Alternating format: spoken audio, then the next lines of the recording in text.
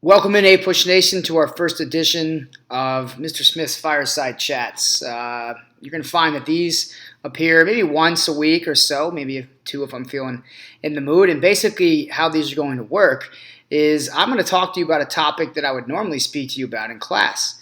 And then maybe instead of reading through the night or doing other sort of busy work, you guys will just watch this video and treat it as if it's me talking to you right in class, when instead I'm coming to you live from my home. And there's some great things about these fireside chats. I used them last year to great effect. The students loved them. They loved my cheesiness. They loved my gratuitous shots of my greyhounds. And there's Homer. There he is. One of my greyhounds, and the other one, Money, is currently hiding out somewhere in the house. But aside from you getting to see some random snippets of life in the Smith household, really what the purpose of these is for me to go into detail much greater than I would or a reading would about some of the information that you guys need to know for the class. So here's some of the ground rules. Number one, this counts. Everything you see on here is fair game for a test, a quiz, and the AP exam. I will use these to great advantage to sort of get through some material, and that frees us up to do more of the discussion-based or activity-based stuff that you guys know and love in the classroom. So really, if we use these properly, this is going to help us get through material in a much faster way, but that puts a little bit more of the burden on you guys to make sure you actually watch these. And of course, I have ways to quiz and test you guys on the material that comes up, and you will find very quickly once we get into the meat of the year that these fireside chats really do come back, and you will see the content covered. And the other great aspect of it, though, that I love is the fact that you guys can actually watch these during review. So if there's a topic that you really don't know, you'll find them available on YouTube. I will always tell you when they're going to come on. And the other thing I would recommend is follow me on YouTube. Follow my page so that when I put a new video up there, you don't have to wait for my email. You can just check it out anytime you want. So, this being the first one, we'll take it a little slow here, but I also want to let you know I try to keep these to about no more than 15 minutes. That's usually the max I like to go, and usually I aim for about 10 minutes because I know your attention spans are that bad. And plus, getting to stare at me after listening to me for 50 minutes a day, maybe that's not the best thing you're looking forward to, but I could always hit you with a reading, and I think you guys prefer this better. So, let's get into it. The topic we're going to look at today is further conflict, if you want to call it that, or further interaction, that's a more pleasant way to put it, between Native Americans and the Europeans that we know are inhabiting now in great numbers all across the eastern seaboard. And of course, I mean the eastern seaboard, we're talking all the way from Florida with the Spanish up to New England with the English. And, of course, we have the Dutch and French mixed in there as well. Now, we laid the groundwork for these interactions between Native Americans and Europeans pretty solidly with the Kaha marker reading from Guns, Germs, and Steel. And just a quick recap. We know that Native Americans started to really and severely diminish in numbers thanks to diseases like smallpox, syphilis, and other European maladies that really wreak havoc on the immune systems of the Native Americans, which had been here for thousands of years prior. So diseases was without a doubt the most lethal of killers of Native Americans. Estimates of pre-population prior to Columbus's arrival has Native American populations in the Americas anywhere from 10 to 20 million, and by the end of the 1600s and by the end of the 1700s and all these decades we have to cover, we're going to see those numbers drop to an alarmingly low number. And then, of course, we have more to foreshadow with the dealings of the 1800s. But regardless, I want to kind of talk to you about more of the impact socially the impact socially of Native Americans and Europeans. And it kind of varies based on the European group that was interacting with the natives. Now, aside from the diseases, clearly war was inevitable between the Native Americans and the Europeans. We looked at examples like in Jamestown, the massacre in 1622, where the fort was raided and about 374 people were killed. We also looked at other wars involving the Powhatan natives and the Jamestown settlers over the course of the 1600s.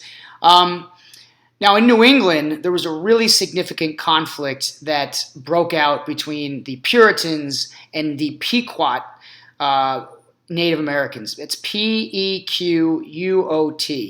around the mid-1640s. And the Pequot Wars were unbelievably brutal, and they resulted in New Englanders, and to be New England, a New Englander, that meant you were English and most likely Puritan. And these wars were fought, the Pequot Wars were fought exclusively for trading rights to fur. So the idea was that the English wanted to maximize their fur trade, and the Pequot native group was standing in the way of that. They did not want to trade with the English. So eventually the two sides went to war in the 1630s and 1640s, and the devastation of those wars was unbelievable. There are reports of attacks in specifically the one that's called the Mystic Massacre. Mystic, of course, is the city in Connecticut, Mystic, Connecticut. And at the Mystic Massacre, hundreds of natives, mostly women and children, were slaughtered by English warriors or English soldiers, whatever you want to call them. And the Mystic Massacre left a really deep wound, both literal and figuratively, in the Pequot Nation. For many of the people who survived the attack, they were sold into slavery and sent on down into the Caribbean. And for the ones that didn't survive, of course, that was that. But the impact of the Pequot War specifically was that Native Americans and were beginning to really lose ground to the English. And the Pequot War's ultimate context, why it matters to us, is the fact that the English began to cement themselves firmly in New England. And of course, this is only going to foreshadow the war you guys read about in Mayflower, King Philip's War. One more war I want to mention here in the 1600s. Everything I'm talking about here is 1600s. In the 1600s, you had a really severe conflict that broke out between not necessarily Europeans and Native Americans, but Native American tribes, and it goes back to those two we learned occupied much of the northeastern section of North America, and that is the Algonquin and the Iroquois nations.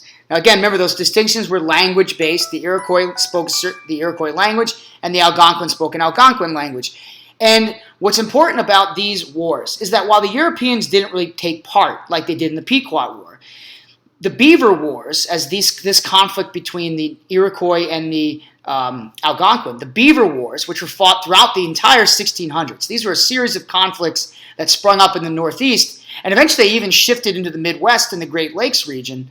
What is most significant about these is the fact that the Europeans sort of took sides within the two native tribes, the Iroquois and the Algonquin.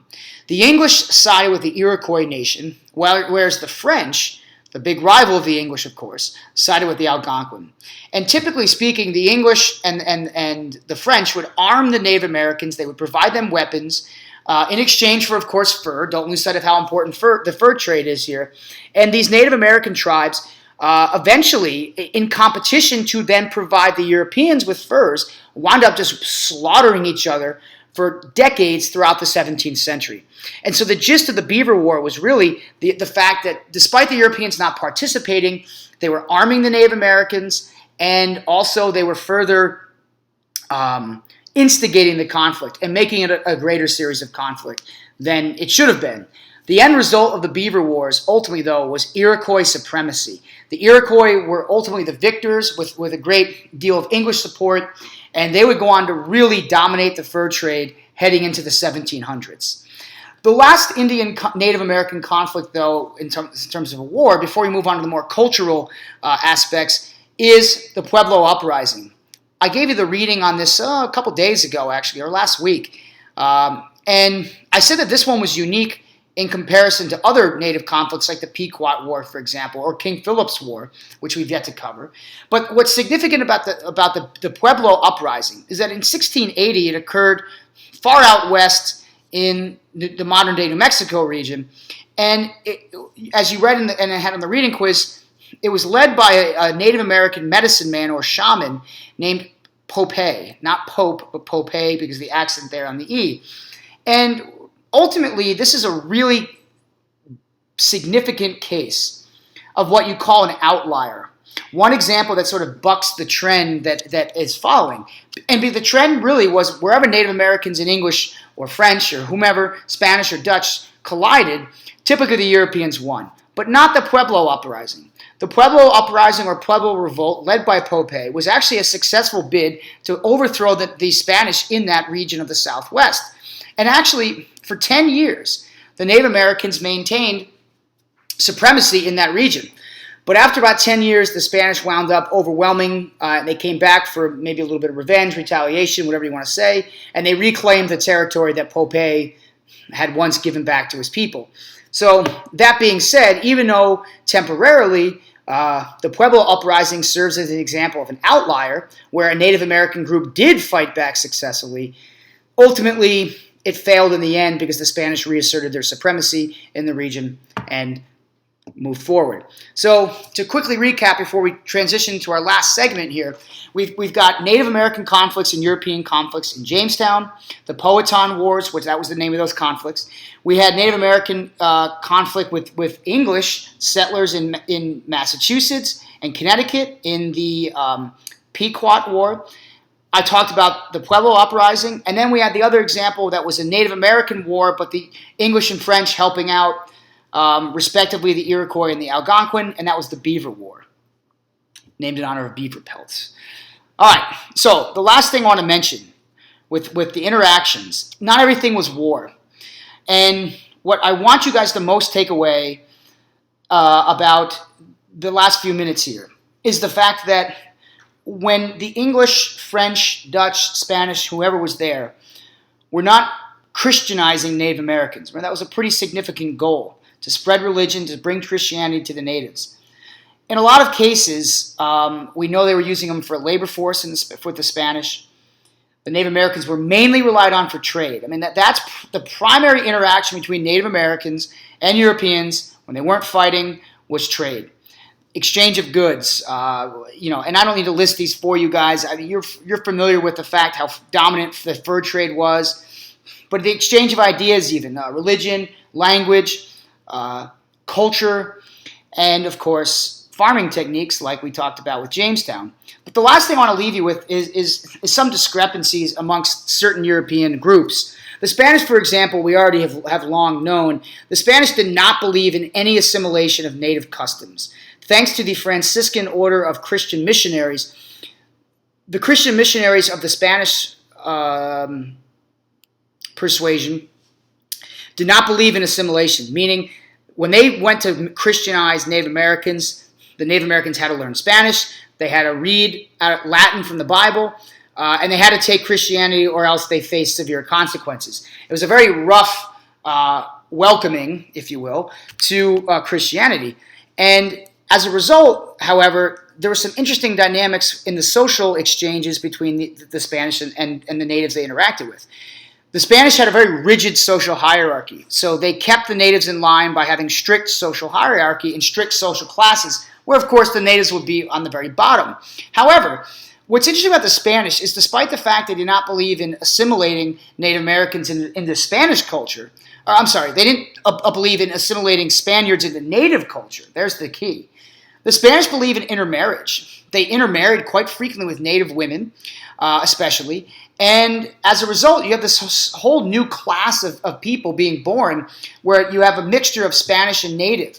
And even the Spaniards would sometimes even mate with African slaves that they brought over to the New World, giving different classes. In particular, a native who married and then produced an offspring with a Spaniard was called a mestizo. You may have heard that term before. And then a Spaniard who married an African and had a child, that child was known as a mulatto.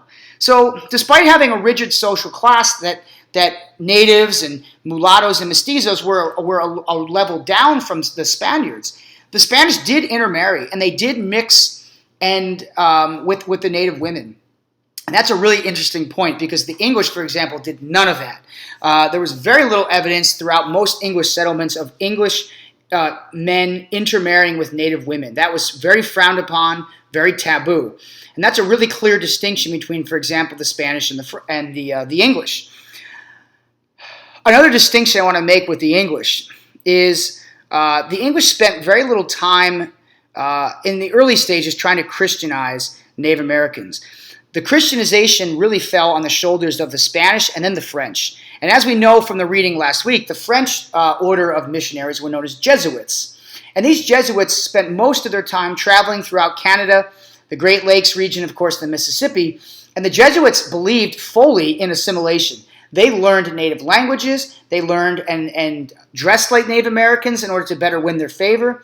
And of course, their agenda was still to bring Christianity and to spread the French language amongst the natives. But as a result of the Jesuits' willingness to open up, whereas the Franciscan order of the Spanish missionaries was not willing to assimilate, the French tended to have more favorable relationships with the Native Americans. So by and large, the French tended to favor much greater with Native Americans because they would be willing to learn their language. They were willing to assimilate some elements of culture.